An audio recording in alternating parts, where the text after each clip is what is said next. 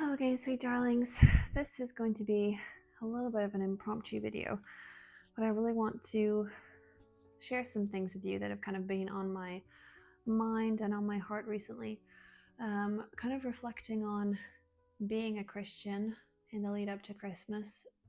Some of you who've been here for a while will know that that's kind of a relatively new thing for me because I've only been a Catholic was 2 years in May.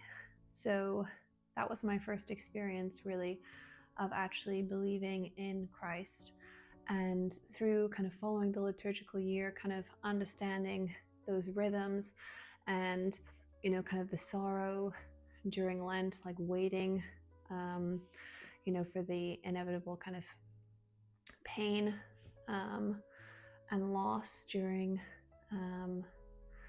Good Friday, and then the joy during the Easter Vigil when the bells are rung and Christ is risen.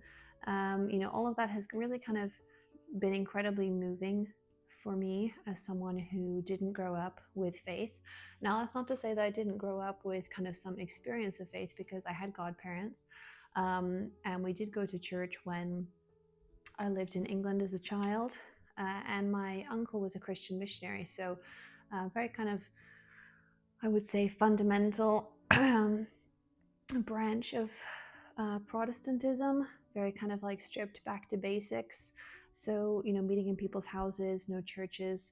The ministers or kind of priests that, like my uncle was, just lived out of a suitcase, and they weren't allowed to have any earthly possessions. So I always admired their faith, I can say that. And certainly they were people who gave me a great introduction, in a way, indirectly, for what it means to be a Christian, like how you treat people who are not Christian, how you treat people who have no faith. And certainly they were never judgmental, but they were always honest. And they were always open to a discussion about their faith or about God. I definitely wish, now that I'm older, that I had spent more time speaking to them about those things, and especially my uncle, who's unfortunately no longer here. But all of that really to say that I am still at kind of the stage of my faith journey where I'm like a baby Christian, a baby Catholic, I suppose. There's a lot of things that have been easy for me to grasp, and then actually kind of setting up some kind of rhythm for my years, especially as a mom and a mom of 2, soon to be 3, homemaking, trying to navigate some kind of like big life changes at the moment. What does like Christmas really come down to?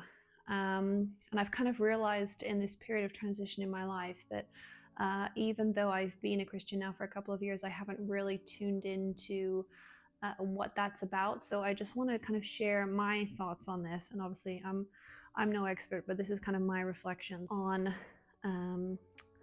what has been really mattering to me, kind of the beginning of this Advent season. This kind of struck me the last couple days. So the first is actually feeling kind of joyful anticipation for Christ's birth.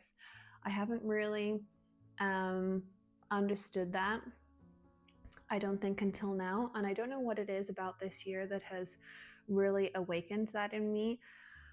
It might just be that my oldest daughter is old enough to understand that we're waiting now in Advent for Christ to be born. And I think it also helps that we're somewhere at the moment where there's a lot of kind of like nativity scenes and displays up with the empty crib. So, kind of wherever we go, there's kind of these little reminders, these little touch points that like Jesus isn't here yet, but we know that he's coming. And so we do a lot of talking about kind of whenever we see these, like, well, why are Mary and Joseph, they're already there, they're already in the manger, they're waiting. And now she kind of understands, and she says, yeah, but but he's not coming until Christmas because he hasn't been born. And so it's amazing kind of how quickly kids grasp these things. Mm-hmm. So I'm just very lucky to be anticipating, kind of in a childlike way, what will it be like when I go to church on Christmas Eve and see the baby Jesus in the Christmas crib. I think I will feel more emotional about it than I did last year, that's for sure. Also, really kind of come to appreciate in this season of my life kind of the gift of a reverent Mass or a welcoming church community. Now, depending on kind of like your experience and like what kind of church you might attend, or maybe you don't attend church at all, I think it can be easy both ways to either think every community is as welcoming as yours or as not welcoming. And obviously, if you just experience one version of the Mass, you might then be surprised if you go elsewhere. And certainly, where we are now, we've kind of been looking at some different options, trying out a few things, and have been really blessed when we have come across a service that has been done reverently. You can take that for granted. I certainly did before. But I also know that it's a good challenge for me that, I shouldn't really be distracted by kind of the format of the Mass and just focus on prayer. It's not really about, me or my participation, but still showing up is important. I've also really been appreciating kind of in the lead up to Christmas, having some time to create something beautiful. This is the second year in a row that my husband and we've kind of dedicated a significant amount of time and lots of long evenings and nights together researching and designing and putting together our traditional Roman Catholic calendar. And I spoke about this last year when I first started this channel, because it was really something that we wanted to have for ourselves as Catholics who were drawn into. So my husband is a revert and I'm a convert. So previously I had no faith, but my husband was raised Catholic and then fell away from his faith. So that's just a little bit of background. But we were drawn back into the Catholic faith and the Catholic Church by the traditional Latin Mass, by the traditions of the faith. And then, we've been very lucky to be able to attend traditional Latin Masses during the time that we've been Catholic, but we also came to realize that there's a lot more depth to the liturgical calendar if you look at the calendar that existed before the changes that happened under Vatican II. And we were looking for a calendar that would kind of help us to follow that liturgical year, to be introduced to more saints, to understand what exactly were the fasting and abstinence guidelines before 1955. Because I don't know about other converts, but certainly I feel for me there's an element of really wanting to embrace kind of the fullness of the Catholic tradition, specifically because I'm a new Catholic and I've lived so long in my life without knowing Jesus. So I spoke in another video about the fact that I veil, for example, when I go to Mass. I spent so much of my life dressing provocatively, not understanding anything about modesty, not thinking about how I dressed might impact other people, and certainly not showing any respect to God with the way that I behaved or presented myself. So kind of wearing a veil and covering myself in that way, at least the way I see it, is like it's my little way to show Jesus. And it's a very small way, that when I show up to Mass, I'm covered up, basically. I think the other thing that I actually quite enjoy is, say, when we first started attending Mass, we were always kind of running late, and we didn't really quite know what to do, so we often stood at the back because we didn't really want to draw attention to ourselves. And I actually got into the habit of enjoying the fact that when I had to kneel during Mass, I wasn't kneeling on a kneeler. I could feel the cold stone beneath my knees. And again, I actually now prefer that, because I kind of feel like I need this. I need this little kind of bit of discomfort in my life. I've had too much comfort, really. We can all get used to like the comforts of this world, and we avoid suffering, like any kind of little suffering, at all costs. So I actually really like it if sometimes there isn't a seat. Probably sound like a crazy person. And then I get to kneel on the stones. It kind of, I don't know, it brings the experience a little bit more alive for me. So kind of the trying to follow pre-1955 fasting and abstinence rules are another example of this. Like, obviously everybody has to make their own decision. I wouldn't be following those rules at the moment because I'm pregnant, but I think it is a great habit to at least try to get into, or maybe build on each year, to just restrict yourself a little bit more. So that's why we ended up designing this 2025 calendar last year, to follow the pre-1955 schedule of feasts, include all of the guidelines. And we learned a huge amount in the process, like sold them worldwide, which was great. It was so lovely to hear from people who really enjoyed following along with us. And so we've now released the 2026 calendar, so that's available, and I'll drop a link down below. But really just having the time to work on something like that and continue to explore my faith and learn about my faith in that way while making something beautiful is such a gift. I'm grateful for, my husband also willing to spend long nights doing things like this with me, and kind of working together on something that enriches both of our faith. But in a way, this is kind of becoming our pre-Advent tradition, that we put together our traditional calendar, choose the artwork, double check all the dates, spell check it lots of times, and then sit back and enjoy following it for the next year. So if you'd like one of those, they're now available. They're shipping worldwide from now, in time for Christmas, but we had lots of people who also bought them after Christmas last year and kind of followed along through the year. So if you'd like one, there is a limited run again this year, and that's available, and I'll drop the link down below. The next thing that I've got on my list, something that matters to me as a new Christian at Christmas, is kind of receiving unexpected kindness from others. I also have been surprised, and I'm sure I'm not the only one, since becoming a Christian. Obviously, there are lots of Christians who don't behave in a particularly Christian way. And then on the flip side, there's plenty of people who have no faith, or who have a different faith, who are incredibly Christ-like in the way that they serve others, whether knowingly or unknowingly. Maybe it's just the way that they were raised. But I am always very grateful for kind of that unexpected kindness that I receive from other people, whether it's people who open a door for me because I'm pregnant, they're friendly with my children, they help me with my shopping, they give my child a sweet or something. The other day we were at the park, and this other mom kind of just came up to my kids and was chatting to them and admiring them, and then she just gave them like a little mini orange each, and I thought that's so sweet.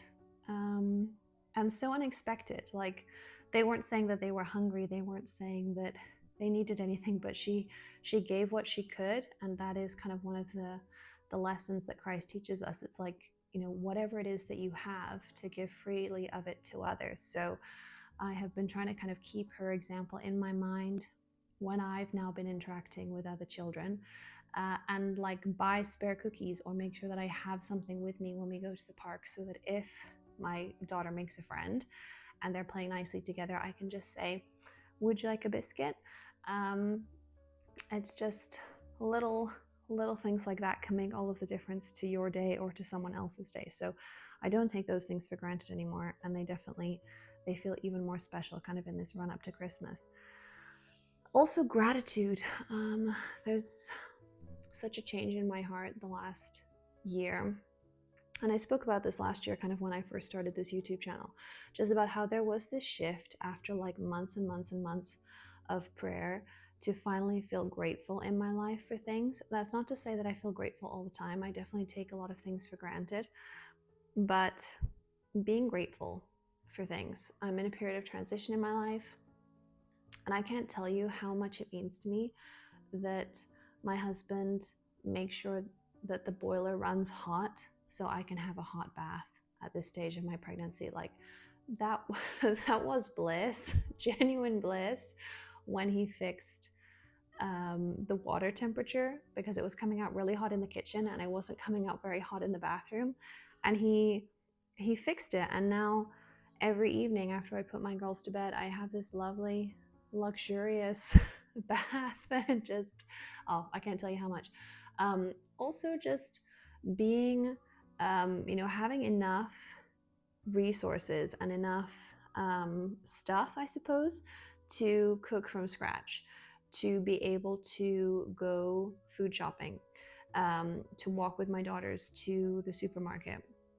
All of these things, like life could be so much more difficult for me than it is. And I just kind of, I'm thinking about that often every day now, just how beautiful life is, even when there's lots of kind of unknowns. Like all of those little everyday conveniences and comforts are such a blessing. And I really kind of thank God for kind of like helping our family and like guiding our family during this time to be safe and together and healthy, which are all things that, like, if we didn't have those things, not much else would matter, really. The last thing on my list is having time to pray. We are praying every evening the rosary with my two daughters, and that's lovely. And even though they're at the stage where they kind of run around, I really appreciate that my husband is leading us in that, and we set aside some time to do that.